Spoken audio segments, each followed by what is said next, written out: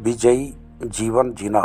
हाँ प्रियो, विजयी जीवन किस प्रकार से जीते हैं, वचनों के द्वारा देखेंगे इस सफर में चलते।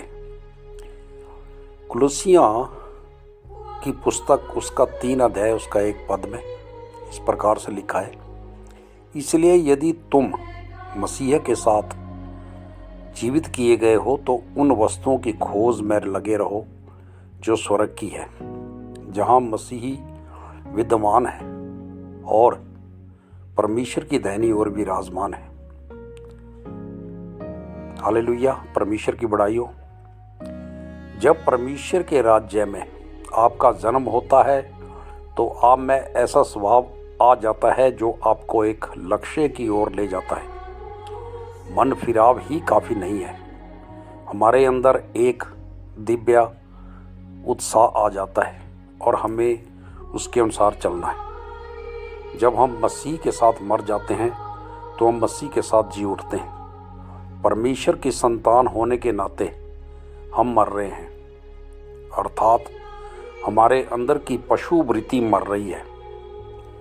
पवित्र आत्मा हमारे अंदर दिव्य आकांक्षाएं लाता है।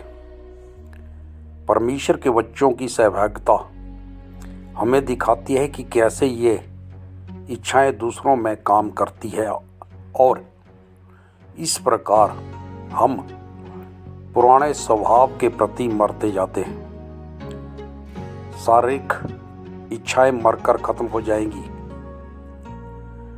स्वर्ग की वस्तुओं पर हमारा प्रेम केंद्रित हो जाएगा। यदि हम मसीहा के साथ जितने प्रतिशत मरते हैं तो हम मसीह के साथ उतने प्रतिशत जिलाए जाते हैं, यानी जिंदा किए जाएंगे। कुछ लोग सिर्फ मन फिराव होना ही काफ़ी समझते हैं और वे वहाँ पर रुक जाते हैं। पैसे और दूसरी वस्तुओं के प्रेम को वे कायम करना चाहते हैं। उनका आत्मिक जीवन सिर्फ एक तकलीफ भरा प्रयास बनकर रह जाता है, क्योंकि वे मृत्यु का प्रतिरोध करते हैं जिसने उनमें कार्य करना शुरू कर दिया है। परमेश्वर उनको अनुशासित करेगा। आपके अंदर के सांसारिक मनुष्य को मरना है। आपके जीवन में जितना मसीहा आएगा उतना ही पूर्ण रूप से आप मरेंगे और उतने ही पूर्ण रूप से आप में पुनरुत्थान का जीवन दिखाई देगा। आत्मा को स्वर्गीय वस्तुओं का प्रशिक्षण मिलता है। जब आप बाहर जाते हैं और गवाही देते हैं, लेकिन आपको दुत्कार दिया जाता है, आप अनुभव प्राप्त कर रहे हैं, आपकी आंतरिक गवाही बढ़ रही है। सच्चा प्रेम पाप को अनदेखा नहीं करता। हाँ प्रियो, सच्चा प्रेम जो है पाप को अनदेखा नहीं करता।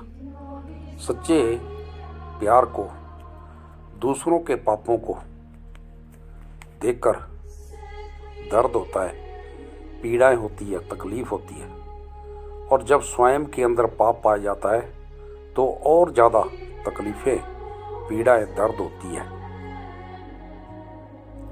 पाप में कोई आनंद नहीं है।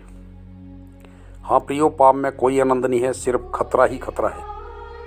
पाप के द्वारा विश्वास पराजित हो जाता है। यदि आप आत्मा और वचन को अपना कार्य करने देंगे तो आप को विजय प्राप्त होगी। परमेश्वर की बड़ाई हो। इसलिए अपनी पार्थिव देह के अंगों को मृतिक समझो। कुलुसियों की पुस्तक 3 के 5 पद में इस प्रकार से लिखा है, अर्थात व्यभिचार, अशुद्धता, वासना, बुरी लालसा और लोभ को जो मूर्ति पूजा है, पवित्रताई में बढ़ते जाइए और आज्ञा पालन का अभ्यास कीजिए। हालेलुया, शालोम, हाले एलोही इज़राइल।